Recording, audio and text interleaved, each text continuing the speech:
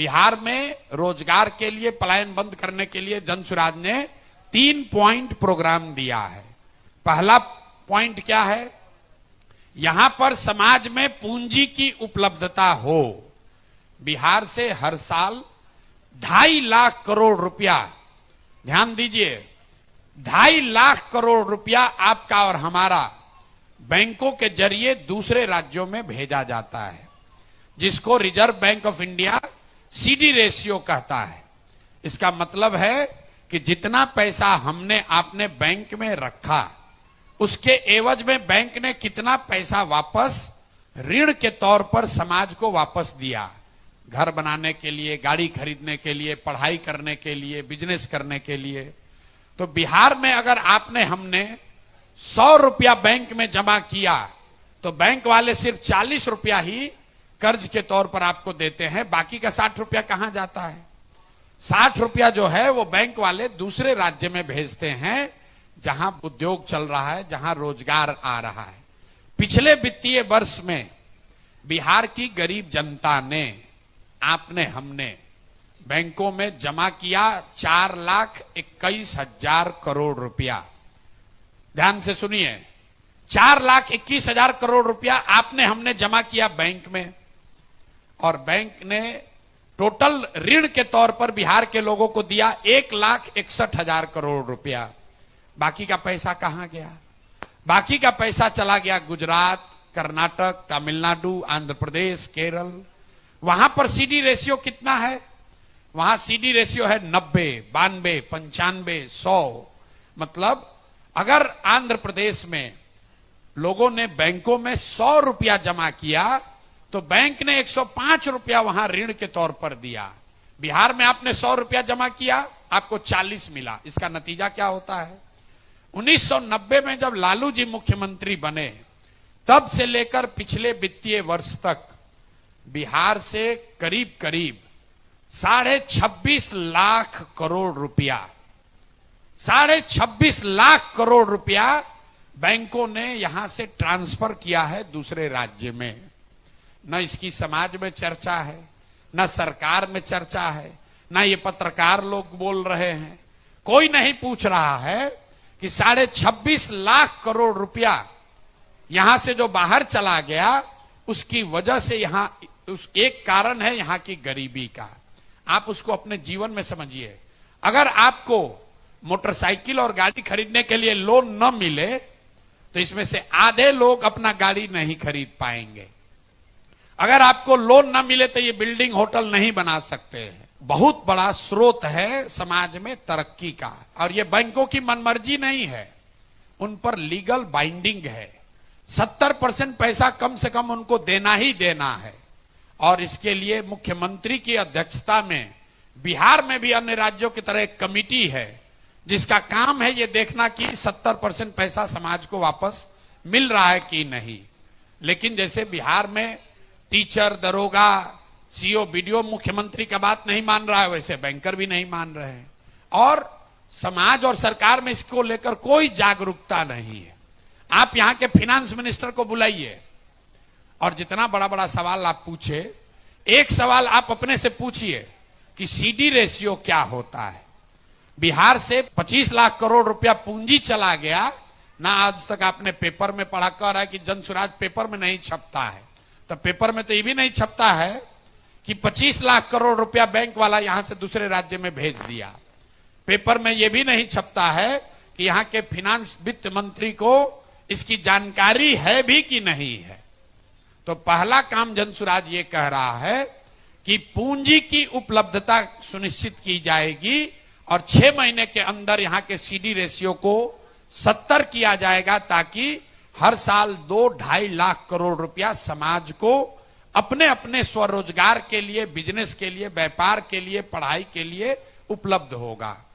दूसरी बात हम लोग ये कह रहे हैं कि मनरेगा को सीधे कृषि से जोड़ देंगे। ये क्यों कह रहे हैं? बिहार में 55 लाख हेक्टेयर जमीन है जहां खेती हो सकती है। उसमें से सिर्फ 2 लाख हेक्टेयर जमीन ऐसा है जहां नगदी फसल की खेती होती है। बाकी जगह, बाकी खेत में धान, गेहूं, ज्वार, बाजरा, मकई वही हो रहा है।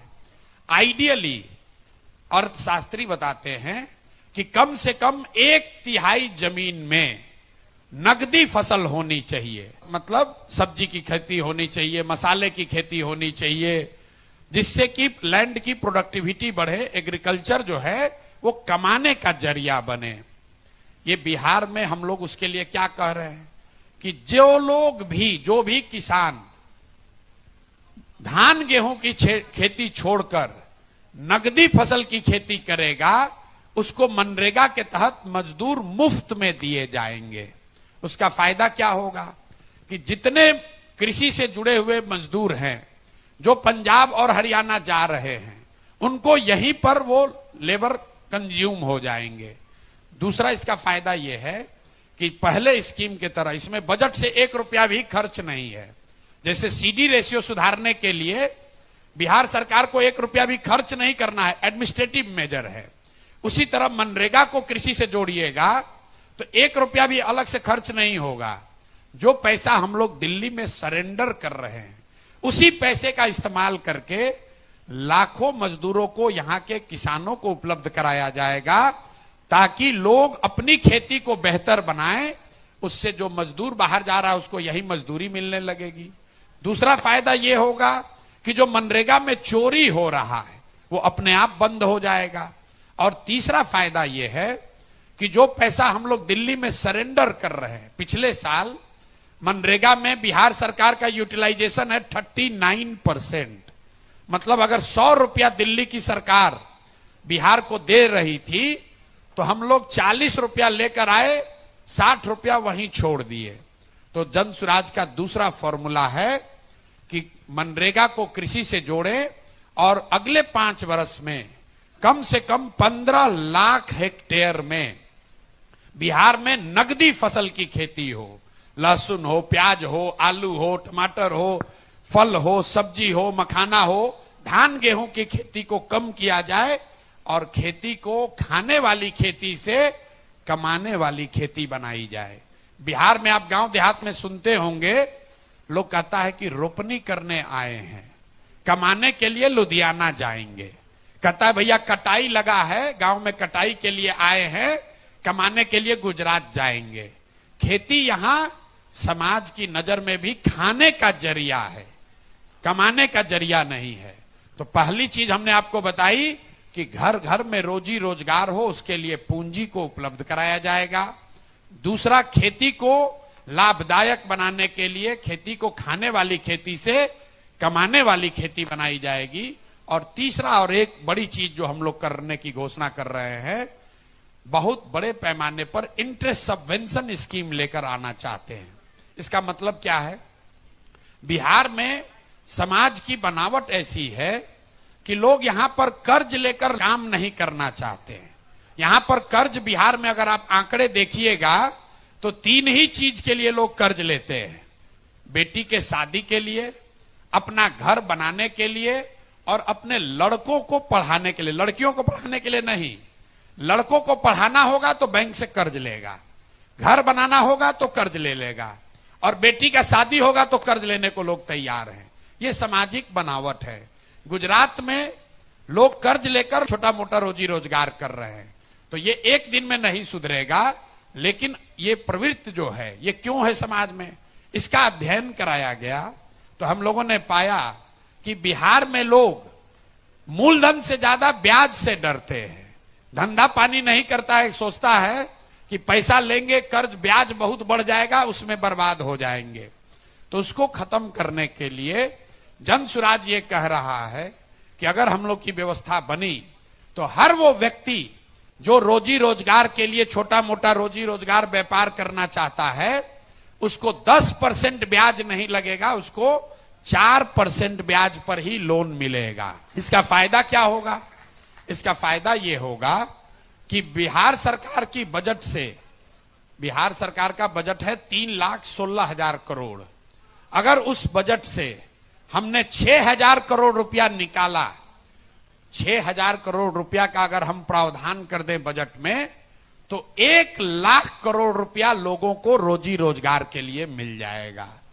तो ये चीज हम लोग शुरू करना चाहते हैं ताकि आने वाले जेनरेशन में, महिलाओं में, युवाओं में पैसा लेकर रोजी रोजगार करने की प्रवृत्ति बढ़े। हर आदमी टीटी बनने के लिए, क्लर्क बनने के लिए, नौकरी पाने के लिए अपना जीवन बर्बाद न करे। तो ये 3 चीज अगर हम लोग करेंगे, और हमारे साथ जितने अर्थशास्त्री दुनिया में बहुत बड़े बड़े लोग जो मेरे साथ काम कर रहे हैं, कंप्यूटर में इसको अंग्रेजी में कहते हैं, अगर सिमुलेट करके देखिएगा कि अगर ये 3 चीज कीजिएगा तो क्या होगा 3 बरस में, 4 बरस में। तो जब इसको सिमुलेट करके देखा गया कि अगर ये 3 चीज कर दिया जाए कि हर साल 2-2.5 लाख करोड़ रुपया यहां के लोगों को उपलब्ध हो जाए, कृषि को मनरेगा से जोड़कर 1/3 कृषि नकदी फसल की होने लगे, और 4% ब्याज पर लोगों को लोन उपलब्ध हो जाए, तो कम से कम 50 लाख नए लोगों को रोजगार अगले साल मिल जाएगा। इसीलिए जन सुराज कह रहा है कि अगर हम लोग की व्यवस्था बनी तो साल भर के अंदर पलायन को रिवर्स कर देंगे, लोग बाहर से आकर यहां नौकरी रोजगार करेंगे।